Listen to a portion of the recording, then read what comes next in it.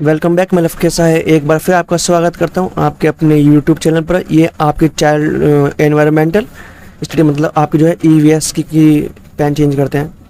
आपकी EVS pedagogy class है, ये आपकी ईवीएस पेडागोजी क्लास है। और आज इस वीडियो में हम बात करेंगे आपके जीवाई ईवीएस पेडागोजी क्लास है। और इस वीडियो में हम आज बात करेंगे आपके जो है ईवीएस पेडागोजी से जो आपके क्वेश्चन बनते हैं, चाहे वो आपके प्रीवियस ईयर के क्वेश्चन हो, चाहे वो आपके अभी जो हाल फिलहाल में जो आपका सीटेट हुआ है 2022 में उसके क्वेश्चन हो, चाहे वो आपके बुक्स के क्वेश्चन हो, जो आपके जो है पेपर्स में नहीं आए हैं लेकिन वो आ सकते हैं, उनकी संभावना बन सकती है।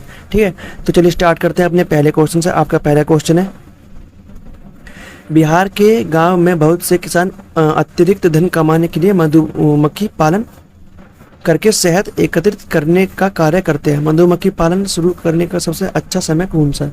अब आपको बताना कि इस टाइम पर जो है हम जो है मधुमक्खियों का पालन करते हैं, जो लोग करते हैं बिहार के लोग। ठीक है, तो जनवरी से मार्च नहीं, अप्रैल से जून भी नहीं होगा, जुलाई से सितंबर भी नहीं होगा, ये होगा अक्टूबर से दिसंबर। ये वो समय है जिसमें हम मधुमक्खी का पालन करते हैं। यहाँ पर क्या होता है, इस टाइम पर जब मधुमक्खी का पालन करते हैं तो इस टाइम पर जो शहद की मात्रा बहुत ज़्यादा होती है। ठीक है, अब क्या होता है, मधुमक्खी के पालन करते समय आपको कुछ पॉइंट याद रखने हैं। जैसे जो एक होती है ना रानी मधुमक्खी, ठीक है ना, वो सिर्फ अंडे देने का काम करती है। और जो मधुमक्खी होती हैं वो क्या करती हैं, वो छत्ता बनाती हैं, शहद एकत्रित करती है ना, और छोटे मोटे कार्य जो करने होते हैं उन सभी कामों को करती है। तो यहाँ पर जो आपका फोर्थ ऑप्शन है वो ठीक होगा। नेक्स्ट क्वेश्चन है, उसे चुनिए जो अन्यों से भिन्न है। पेट्रोल, पैराफिन, मोम और ग्रीस, ये तीनों तो आपको पेट्रोल से प्राप्त हो जाते हैं। ठीक है ना, ये कहीं ना कहीं पेट्रोल को जब हम रिफ़ाइन करते हैं और रिफ़ाइन करते हैं तो जो समय बेकार बचता है वो कहीं ना कहीं आपको ग्रीस के रूप में आपको मिल जाएगा। ठीक है ना, तो यहाँ पर जो आपका ऑप्शन नंबर जो फोर्थ है, कोयला जो है आपका वो पेट्रोलियम से प्राप्त नहीं होता। ठीक है, तो यहाँ पर फोर्थ ऑप्शन आपका गलत होगा। ठीक है, तो आपका यहाँ पर फोर्थ ऑप्शन जो है आपका गलत होगा। नेक्स्ट क्वेश्चन आपका, नेपेंथिस एक ऐसा पौधा है जो मेंढकों, कीड़ों मकोड़ों और चूहे जैसे छोटे जीवों को अपने अंदर फांस कर खा जाता है। हमारे देश में यह पौधा पाया जाता है। तब आपको बताना हमारे देश में यह पौधा कहाँ पाया जाता है। देखो, अरुणाचल प्रदेश में नहीं पाया जाता, असम में नहीं पाया जाता और उड़ीसा में भी नहीं पाया जाता। ये पाया जाता है आपका मेघालय में। ये पौधा क्या करता है, एक घड़े के आकार की इसकी आकृति होती है। ठीक है, और इसमें जो है लिक्विड होता है। अब इसके ऊपर एक ढक्कन लगा होता है। जो कीड़े मकोड़े हैं इसकी महक सूंघकर इसके पास आते हैं, उसके अंदर चले जाते हैं और ये ऊपर से बंद हो जाता है। ठीक है, तो यहाँ पर जो आपका सेकंड ऑप्शन है वो ठीक होगा। नेक्स्ट क्वेश्चन आपका, एक पश्मीना शॉल लगभग डैश साधारण स्वेटरों के बराबर गर्म होता है। मतलब कितने स्वेटरों के बराबर होता है एक पश्मीना शॉल। ठीक है, तथा एक साधारण पश्मीना शॉल को बुनने हेतु डैश समय लगता है घंटों में, मतलब डैश समय लगता है घंटों में लगता है समय जो लगता है आपका।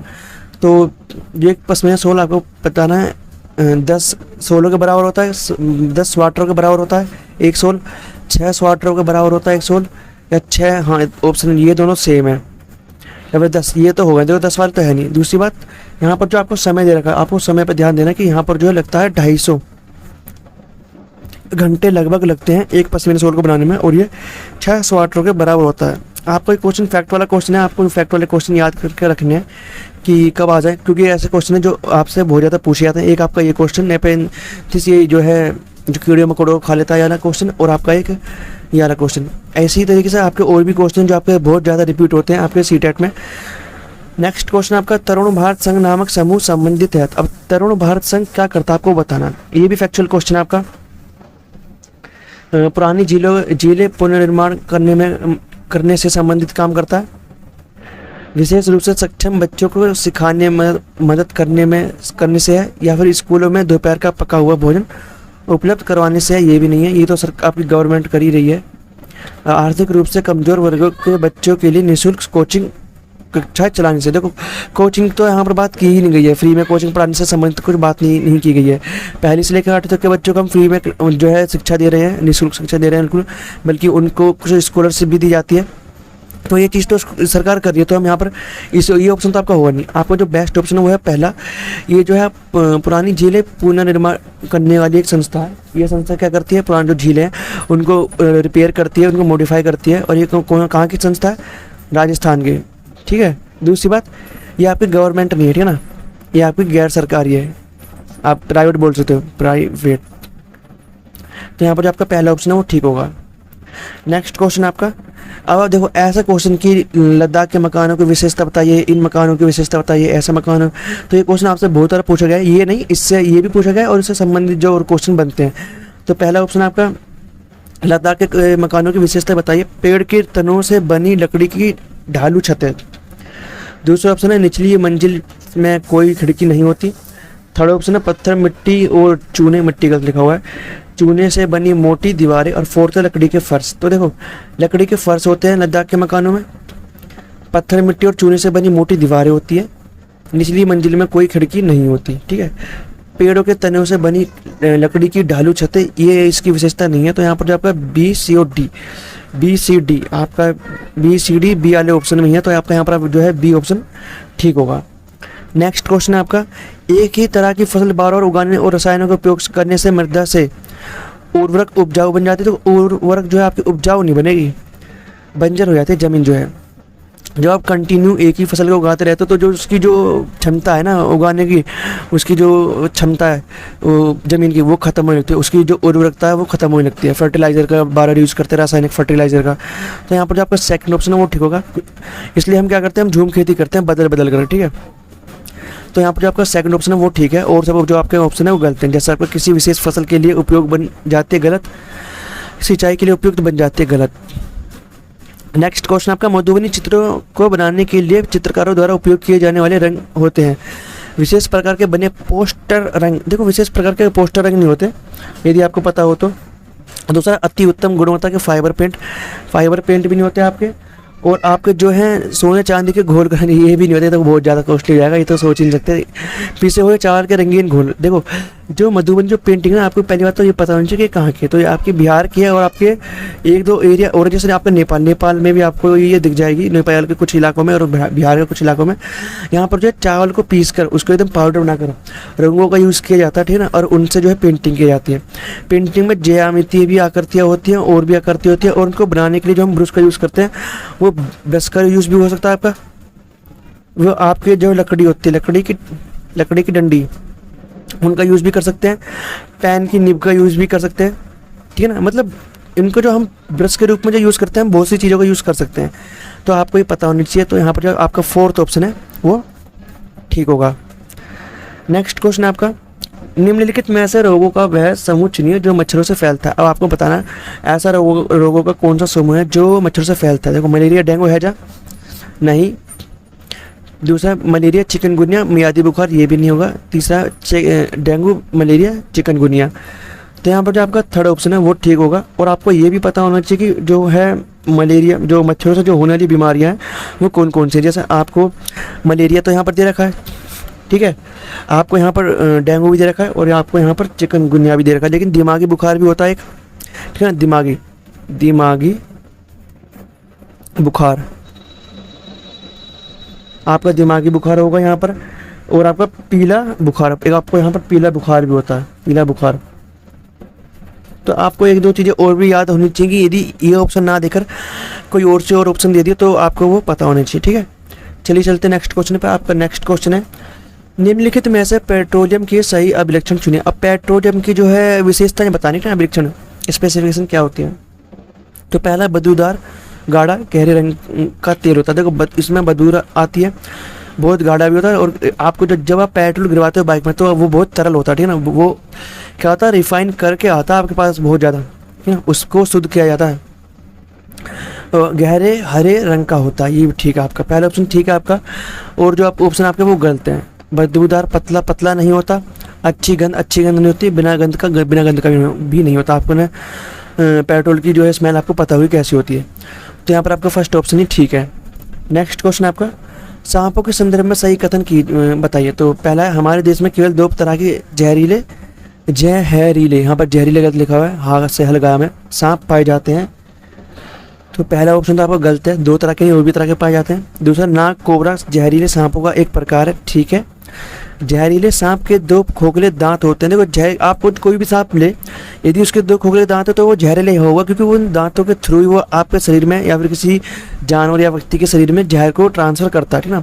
जब सांप किसी व्यक्ति को काटता है तो जहर इन खोखले दांतों से उसके शरीर में चला जाता है और जहर सांप के जहर से ही उसके जो है इलाज की दवाई बनाई जाती है। तो सांप के कांटे की दवाई सांप के जहर से ही बनाई जाती है ना, मतलब एंटीडोट आप बोल सकते हो। तो यहाँ पर जो आपका सेकंड, थर्ड और फोर्थ तो ठीक है, लेकिन जो आपका फर्स्ट ऑप्शन है वो गलत है। फर्स्ट को छोड़कर फर्स्ट जिसमें है वो गलत होंगे। आपका B C D B option में ही है, इसलिए आपका बी ऑप्शन ठीक होगा।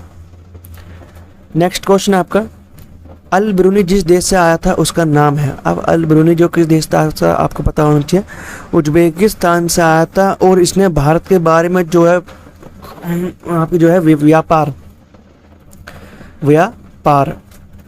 व्यापार से संबंधित जो है बहुत सारी चीज़ें लिखी थी कि यहाँ पर नारियल के पेड़ ऐसे होते हैं, लोग नारियल के पेड़ ऐसे होते हैं, यहाँ पर इस तरीके की फसल होती है, लोग इस तरीके का व्यापार करते हैं। मतलब अल ब्रूनी ने क्या करा, भारत के बारे में ऐसी चीज़ लिखी है जो और जगह से देखने को नहीं मिली, जो और देशों में नहीं मिली। अद्वितीय, हम बोलते हैं अद्वितीय, ऐसा दूसरी ना जगह मिलना, कोई ऐसी चीज़ दूसरी जगह ना होना। तो इसलिए हम यहाँ पर जो करते हैं उज्बेकिस्तान से आया था वो, तो यहाँ पर जो आपका सेकंड ऑप्शन ठीक होगा। नेक्स्ट क्वेश्चन है आपका, कांसा जिसे हम ब्रोंज बोलते हैं, कांसे का पदक भी मिलता है, के विषय में जिसका उपयोग गोलकुंडा के किले में मिली तोप में किया गया था। सही कथन चुनिए। कांसा एक तत्व है, तो तत्व कहना गलत होगा। कांसा तांबा है ना, कांसा तांबा कांसा जो है, अच्छा यहाँ पर ये आएगा, कांसा जो है तांबा कॉपर तथा जिंक की मिश्र धातु है, आपका ये ऑप्शन ठीक है।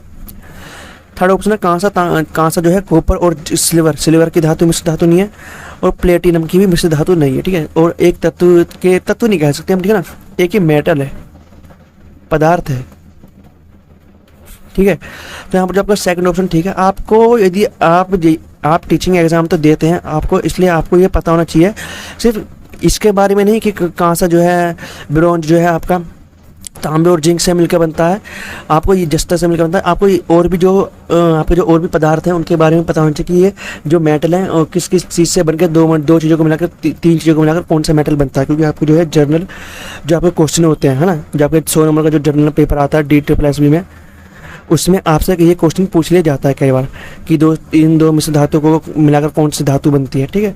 तो यहाँ पर आपके लिए ये जर्नल चीज़ें ये एवरग्रीन क्वेश्चन होते हैं, आपका यहाँ पर सेकंड ऑप्शन ठीक होगा। नेक्स्ट क्वेश्चन आपका, घर्षण के विषय में चर्चा करते समय एक शिक्षिका ने इस संकल्पना की व्याख्या करते हुए बहुत से उदाहरण दिए। इनमें से कुछ ऐसे उदाहरण जिनमें घर्षण हमारे दैनिक जीवन में उपयोगी है। उस शिक्षिका के ने कक्षा में जो नीचे दिए गए हैं, मतलब टीचर ने घर्षण के बारे में कुछ उदाहरण दिए क्लास में जो हमारी डेली लाइफ में आपको देखने के लिए मिलते हैं। तो यहाँ पर कौन से हैं वो उदाहरण आपको बताना, और कौन सा घर्षण से संबंधित नहीं है।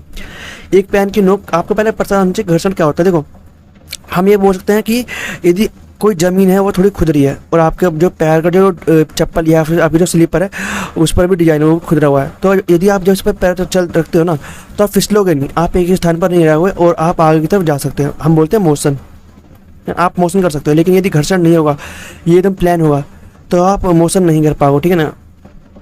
तो मोशन ही हमें आगे बढ़ने के लिए, मतलब आगे बढ़ने के लिए ज़रूरी होता है, इसलिए घर्षण बहुत ज़्यादा ज़रूरी है। जब हम सड़कों पर देखते हैं तो सड़कें भी बहुत ज़्यादा प्लेन नहीं होती, खुदरी होती है, और टायर पर जो डिजाइन होता है वो इसलिए होता है कि वो घर्षण के थ्रू आगे जा सके। ये यदि एक और एग्जांपल देखें, यदि घर्षण ना हो तो घर्षण ना होने का एक एग्जांपल आप देख सकते हैं। यदि आप जम्मू कश्मीर गए हो ना, कश्मीर गए हो, जम्मू J&K गए हो, तो वहाँ पर जो है सड़कों पर बर्फ़ जम जाती है बहुत ज़्यादा। सड़कों पर बर्फ़ जमने के कारण वो बहुत प्लेन हो जाते हैं, बहुत ज़्यादा प्लेन, जिसके कारण जो बर्फ़ होती है प्लेन हो जाती है, जिसके कारण जो गाड़ियों के जो टायर होते हैं उन पर पकड़ नहीं बना पाते और वो आगे नहीं चढ़ पाते, वो पीछे की तरफ धक्के जाते हैं, ठीक है। तो आप ऐसे समझ सकते हैं। तो पहला ऑप्शन है, हम पेन की नोक और कागज़ के बीच घर्षण होने के कारण ही लिख पाते हैं। आपको लगता होगा कि पेज बहुत प्लेन है, लेकिन पेज में भी बहुत ज़्यादा घर्षण होता है, तभी वो जो आपकी पेन होते हैं, जो आपकी जो निब होती है, निब के अंदर बोर्ड होती है, वो रोटेट करती है और उस पर जो इंक लगी होती है रोटेट होते हुए आपकी जो है कॉपी पर जो आप सब वर्ड लिख रहे हो वो उसी फॉर्म में छप जाता है। तो घर्षण का ये उदाहरण है। दूसरा, हम फर्श पर, हमारे पैरों और फर्श के बीच घर्षण होने के कारण चलते हैं।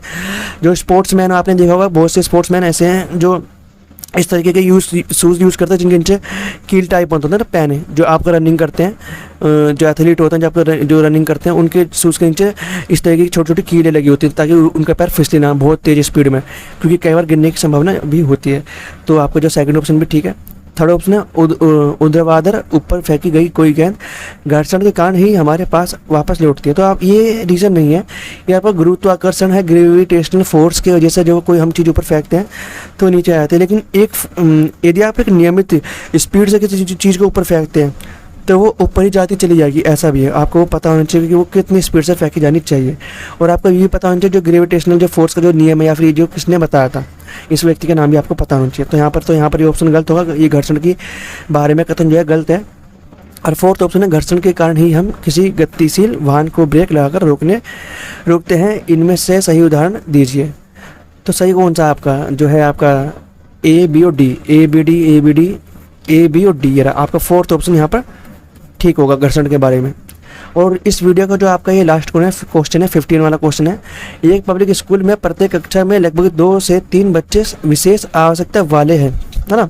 मतलब उन बच्चों को दिक्कत है कहीं ना कहीं, वो कैसी भी दिक्कत हो सकती है, मानसिक हो सकती है, शारीरिक भी हो सकती है,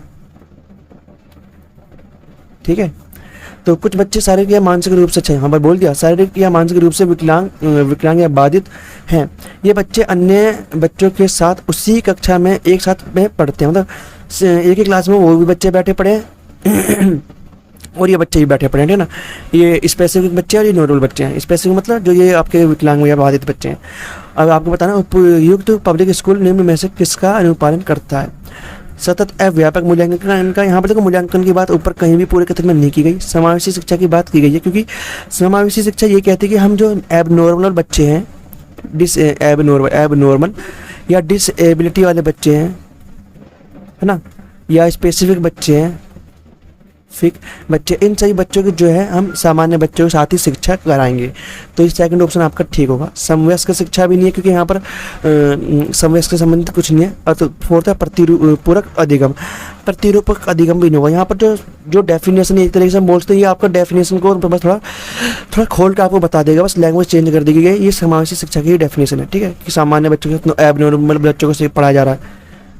तो आज इस वीडियो में हमने आपके जो है EVS पेडागोजी के 15 क्वेश्चन करे हैं। आई होप कि आपको ये वीडियो पसंद आ रही होंगे, और आप जो है आपके टेट एग्ज़ाम है, चाहे वो आपका CTET हो, चाहे आपका रेट और अदर जो टेट एग्ज़ाम होते हैं आपके अदर स्टेट के, उन स्टेट टेट एग्जाम में भी आपके ऐसे क्वेश्चन पूछे गए। मतलब आपकी जो EVS पेडागोजी होगी, आपकी हिंदी पेडागोजी होगी, इनसे क्वेश्चन आपके आते हैं।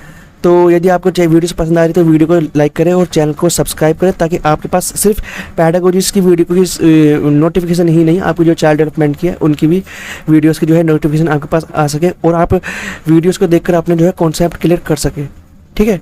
और आप अपने जो है CTET हुआ, अभी तो CTET की जो CTET का एग्जाम है आपका जुलाई में और अगस्त में, उसमें ज़्यादा स्कोर कर सकेंगे। यदि आप कंटिन्यूटी में पढ़ाई करते हैं तो आपका जो है अच्छे मार्क्स से आप पास कर पाओगे, 130+ भी आपके नंबर आ सकते हैं। तो चलिए मिलते हैं नेक्स्ट वीडियो में।